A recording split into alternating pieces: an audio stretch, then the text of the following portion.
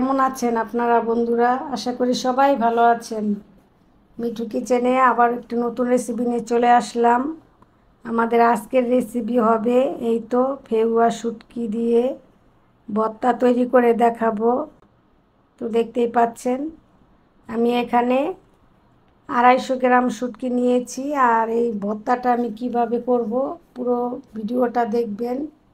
আশা করি আপনারাও যে যেখান থেকে ভিডিওটা দেখছেন আপনাদের উপকার আসবে, ভর্তা বানাতে আপনাদের কোনো সমস্যা হবে না।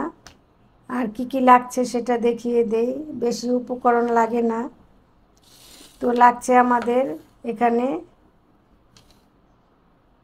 পেঁয়াজ, আর লাগছে রসুন, আর আমি শুকনো মরিচ দিয়ে এই ভর্তাটা তৈরি করব। তো মরিচটাকে প্রথমে একটু পানি দিয়ে সিদ্ধ করে নিতে হবে, সেটা আমি দেখিয়ে দিব।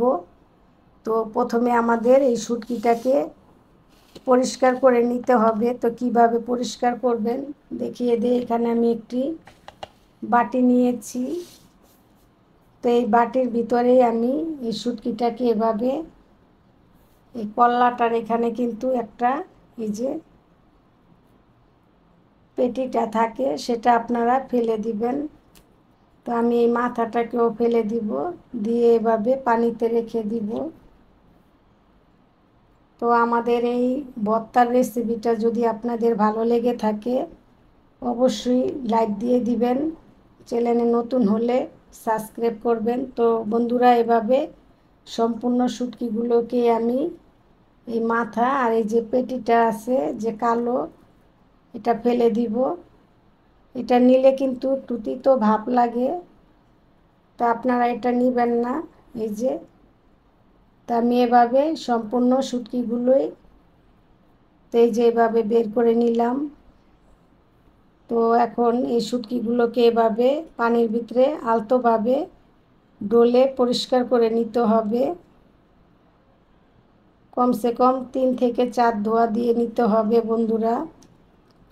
তো আমি এভাবে এখন সম্পূর্ণ শুটকিয়েই এই পানিতে কল্লাটা পেটিটা ফেলে দিয়ে এভাবে ধুয়ে পরিষ্কার করে নিব। তো আপনারা অবশ্যই এভাবে ধুয়ে পরিষ্কার করে তারপরে ভর্তাটা বানাবেন। তো আমি ধাপে ধাপে আপনাদের সম্পূর্ণই দেখিয়ে দিব। শুটকিগুলো সম্পূর্ণই আমরা দেখতে পাচ্ছেন ধুয়ে পরিষ্কার করে নিয়েছি, আর এই শুটকিটা কিন্তু নরম।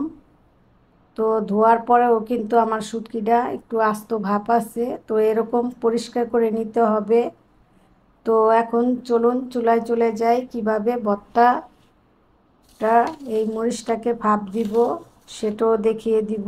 তো আমি এই মরিচটাকে একটু সামান্য সিদ্ধ করে নিব, যেহেতু শুকনো মরিচ দিয়ে বানাবো।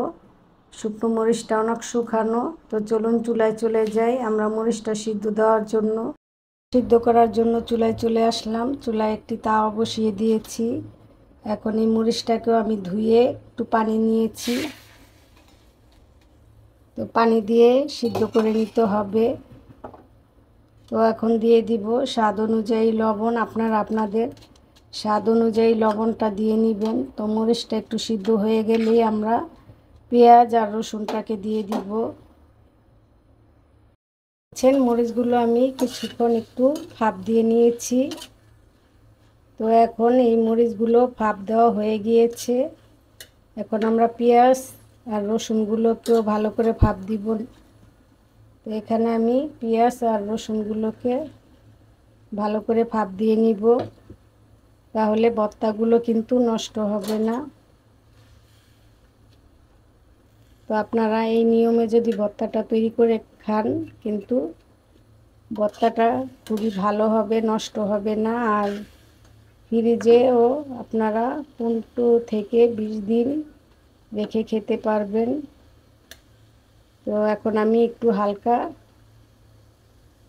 সিদ্ধ হয়ে গেলেই ভাজা ভাজা হয়ে যাবে যখন রসুন আর পেঁয়াজ, তখন আমরা শুটকিটাকেও টেলে নিব।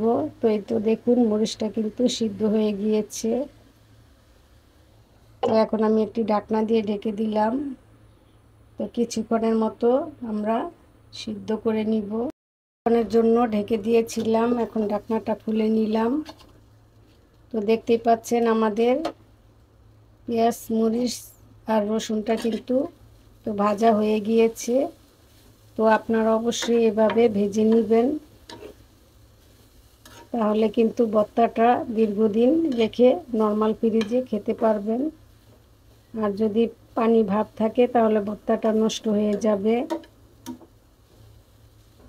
তো এখন আমি শুটকিগুলোকেও টেলে নিব। তো মরিচটাকে এক সাইডে রেখে নিলাম। তো আমরা যে শুটকিটাকে ধুয়ে রেখেছি, এখন এই শুটকিটাকেও টেলে নিব। তো শুটকিটাকে এভাবে এখন আমি একটু ছড়িয়ে দিব, দিয়ে তারপর আমরা শুটকিটাকে টেলে নিব। আর শুটকিটাকেও কিন্তু ভালো করে টেলে নিতে হবে। আর এই মরিচ পেঁয়াজ রসুনটাকে সাইডে রেখে দিবেন, কারণ যখন শুটকিটা গরম হবে তখন কিন্তু গলে যাবে আর শুটকির ফ্লেভারটা মরিচে ঢুকতে পারবে। তো শুটকিটাকে আমি কিছুক্ষণ টেলে নিচ্ছি।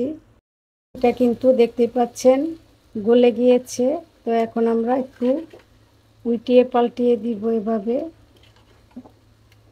উল্টিয়ে পাল্টিয়ে দিয়ে ভালো করে নাড়াচাড়া দিয়ে সিদ্ধ করে নিতে হবে, যাতে শুটকির ভিতরে যে একটা গন্ধ থাকে সেটা না আসে। আর এই মরিচ পেঁয়াজটা রসুনটাও কিন্তু আরেকটু ভাজা ভাজা হয়ে যাচ্ছে। তো আমরা সাইডে রেখে দিয়েছি। তো এভাবে আপনারা শুটকিটাকে ভালো করে টেলে নেবেন। আর শুটকিটা যদি আপনাদের ভালো হয় তাহলে এরকম গলে যাবে। তো আমার শুটকিটা আমি ভালো পড়েছে সেজন্যই গলে গিয়েছে, দেখতেই পাচ্ছেন। তো শুটকিটা কিন্তু হয়ে গিয়েছে। এখন আমি এই মরিচের সাথে এভাবে মিক্স করে নিব। মিক্স করে তারপরে আমরা এই ভর্তাটাকে আজকে ব্লেন্ডারে তৈরি করে দেখাবো। যারা পাটায় ঝামেলা ছাড়া ভর্তা তৈরি করে নিতে চান তাদের জন্য খুবই উপকার হবে। আর যাদের ব্লেন্ডার নেই তারা পাটায়ও বেটে নিতে পারেন। তো আমার শুটকিগুলো টালা হয়ে গিয়েছে, দেখতেই পাচ্ছেন। তো এখন আমি ঠান্ডা হলেই কিভাবে ভর্তাটা তৈরি করব ব্লেন্ডারে সেটাও দেখিয়ে দিব। আমাদের শুটকিগুলো টালা হয়ে গিয়েছে, এখন ঠান্ডাও হয়ে গিয়েছে। তো এখন কিভাবে ভর্তাটা তৈরি করব সেটাও দেখিয়ে দিব। তো আপনাদেরকে আমি বলেছি যে ইলেকট্রিক জগে এই ভর্তাটা তৈরি করে নিব, ঝামেলা ছাড়া পাটার। তো এখানে আমি একটি ইলেকট্রিক ব্লেন্ডার জগ নিয়েছি। তো আপনারা যাদের ইলেকট্রিক জগ নেই তারা পাটায়ও বেটে নিতে পারেন। তো এখন আমি এভাবে ঢেলে নিব, তারপরে আমরা ভর্তাটা তৈরি করে নিব। আর অবশ্যই গরম অবস্থায় ব্লেন্ডার চালু করতে যাবেন না, তাহলে কিন্তু ব্লেন্ডারটা নষ্ট হয়ে যেতে পারে। এই টিপসটাও মাথায় রাখবেন অবশ্যই। তো এইভাবে আমি সম্পূর্ণ ঢেলে তারপরে ব্লেন্ডার করে নিব। তো দেখতেই পাচ্ছেন আমি সম্পূর্ণ তুলে নিয়েছি। তারপরে দেখাবো আমাদের ভর্তাটা কীরকম হলো পরিবেশন করে। তো আমাদের শুটকি ভর্তাটা আমরা ঠান্ডা হয়েছে পরে তো ব্লেন্ডারে করে নিয়েছি। তো দেখুন ভর্তাটা কেমন হয়েছে, অবশ্যই কমেন্ট করে জানাবেন। তো এখন আমি একটু ফ্রিজেও ভর্তাটাকে তুলে দেখাবো কেমন হলো আমাদের শুটকির ভর্তাটা। তো দেখুন, যদি আপনাদের ইলেকট্রিক জগটা ভালো হয় তাহলে ফিনিশিংটা ঠিক এরকম হবে। তো আমি এভাবে সম্পূর্ণ ভর্তাই বানিয়ে নিব। আর এই ভর্তাটা আপনারা কিন্তু 15 দিনের মতো নর্মাল ফ্রিজেও রেখে খেতে পারবেন, যেহেতু আমরা এই ভর্তাটার ভিতরে রসুন পেঁয়াজ সম্পূর্ণ একসাথে আমরা শুকনো করে টেলে নিয়েছি। আর ভর্তাটা কিন্তু এই পেঁয়াজের পানিতেই এরকম হয়েছে। তো আপনাদের এই সহজ রেসিপিটা যদি কোনো উপকারে এসে থাকে অবশ্যই একটি লাইক দিয়ে দিবেন, বেল আইকনটা প্রেস করে নেবেন পরবর্তী ভিডিও পাওয়ার জন্য। তো ভালো থাকবেন, সুস্থ থাকবেন, আমাদের চ্যানেলের পাশেই থাকবেন। আল্লাহ হাফেজ।